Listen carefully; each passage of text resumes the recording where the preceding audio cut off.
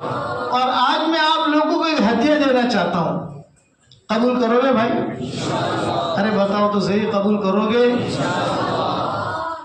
دیکھو صحیح حدیثوں میں آتا ہے 10 مرتبہ کوئی آدمی اگر سورہ اخلاص پڑھ لے تو جنت میں ایک محل تیار ہو جاتا ہے، اور 20 مرتبہ پڑھے تو 2 محل تیار ہو جاتے ہیں، 30 مرتبہ پڑھے تو 3 محل تیار ہو جاتے ہیں، 40 مرتبہ پڑھے تو 4 محل تیار ہو جاتے ہیں۔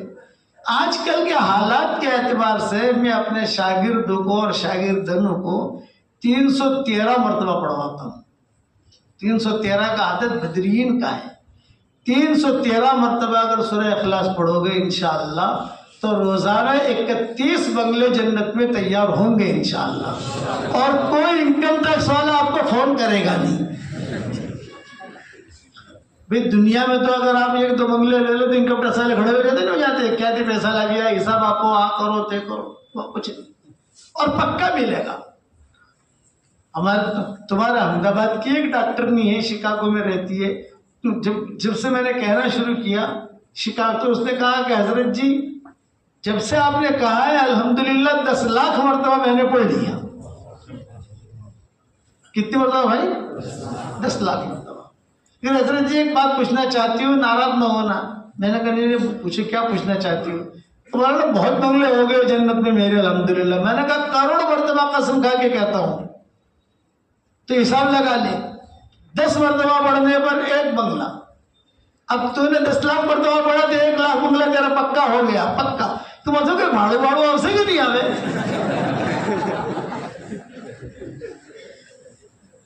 میں نے کہا گجراتی اور پنجابی ان کو بھاڑے کا بہت فکر ہوتا ہے۔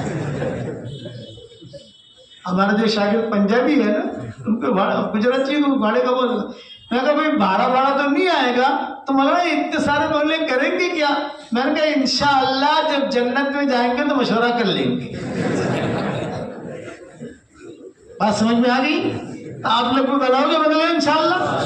رات کو میرے والد صاحب رحمۃ اللہ علیہ فرماتے تھے بیٹا یونس رات کو نیند نہ آئے تو 10-15 بنگلے بنا دینے کی۔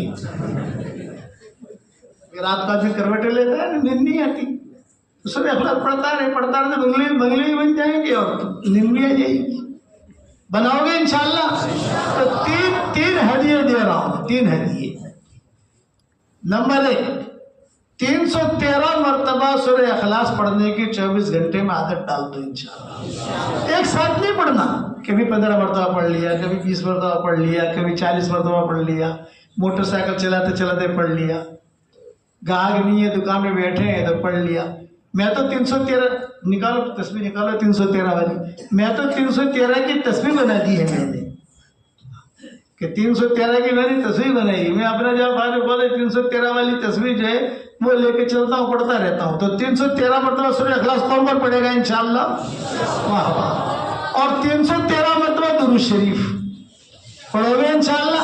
درود شریف لمبا نہیں، مختصر، شارٹ۔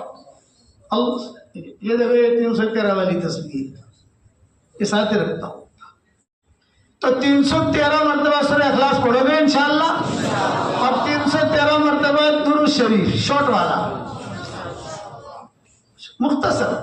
نماز والا درود ذرا لمبا ہوتا ہے تو چھوٹ والا ہے اللہم صلی وسلم علی عبدک و رسولک یا رب صلی وسلم دائما ابدا صلی اللہ علیہ وسلم، صلی اللہ علیہ وسلم۔ اس میں صلاۃ بھی ہے اور سلام بھی ہے۔ ان اللہ و ملائکتہ یصلون علی النبی یا ایھا الذین آمنوا صلوا علیہ وسلموا تسلیما۔ بعد تو خالی درود پڑھتے ہیں، سلام نہیں بھیجتے، اور قرآن میں حکم کیا ہے؟ صلو علیہ وسلموا تسلیما۔ تو یا رب صلی وسلم دائما ابدا، اس میں صلاۃ بھی آ گیا، سلام بھی آ گیا۔ قرآنی درود وہ ہے، پڑھو گے انشاءاللہ۔ اور 313 مرتبہ استغفار، اللہم اغفر لی، اللہم اغفر لی، یا اللہ مجھے معاف کر دے، اللہ مجھے معاف کر دے، اللہ مجھے معاف کر دے، اللہ مجھے معاف کر دے۔ یہ 3 کام اگر آپ نے کر لیے انشاءاللہ، 313 مرتبہ سورہ اخلاص، 313 مرتبہ درود شریف، 313 مرتبہ استغفار، انشاءاللہ قیامت تک کے آنے والی آپ کی اور ہماری نسلوں میں کوئی بے دین نہیں رہے گا انشاءاللہ۔ دین بھی آئے گا اور فقیر بھی نہیں رہے گا, اللہ بہت پیسہ دے گا. یہ صلاح الدین ایوبی کی جو والدہ ہیں, یہ ان کا وظیفہ ہے. یہ صلاح الدین ایوبی کے جو والد تھے وہ شادی نہیں کرتے تھے, رئیس تھے, شاہی لوگ تھے, کرد خور, یہ شادی نہیں کرتے تھے. تو خاندان والے پوچھتے تھے ارے بھائی شادی نہیں کرنی شادی. سب لڑکیاں سب جو ہے ان کے خاندان کی لڑکیاں بہت تھی, پھر تو شادی نہیں کرتا. بولے مجھے ایسی لڑکی سے شادی کرنی ہے جو میرا ہاتھ پکڑ کے جنت میں لے جائے. ان کے والد کہتے تھے. تو سارا خاندان کہتا تھا ملے گی جنت ملے گی تجھ کو, کوئی بات نہیں.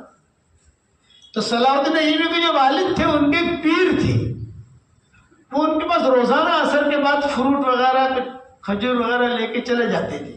صلاح الدین ایوبی کے والد جو روزانہ چلے جاتے, ان کو ہدیہ دیتے تھے, خدمت کرتے, سر میں تیل ڈالتے. ایک مرتبہ بیٹھے ہوئے تھے, صلاح الدین ایوبی کے والد خدمت کر رہے تھے, ایک لڑکی آئی خوبصورت, اور یہ کہا تو پیر صاحب نے پوچھا ارے بیٹا تیرا نکاح ہوا کسی کے ساتھ؟ یہ کہا میں شوہر تو ڈھونڈتی ہوں لیکن ایسا مجھے شوہر چاہیے جو میرا ہاتھ پکڑ کے مجھے جنت میں لے جائے. ارے سمجھے کہ نہیں, وہ صلاح الدین ایوبی کے والد بھی ایسی عورت ڈھونڈ رہے تھے اور یہ ایسا شوہر ڈھونڈ رہا تھا. انہوں نے کہا یہ بھی ایسی بیوی ڈھونڈتا ہے, بولے میں بھی ایسا شوہر ڈھونڈتا ہوں. چلو شادی ہو گئی. یہ بہت غریب تھی, یہ بہت امیر تھے, ان میں صلاح الدین ایوبی پیدا ہو. یہ 313 لمبا قصہ ہے کہ کتنا بیان کروں میں, بات کے لیے رکھو انشاءاللہ, ٹھیک ہے. آپ لوگ پڑھو گے انشاءاللہ.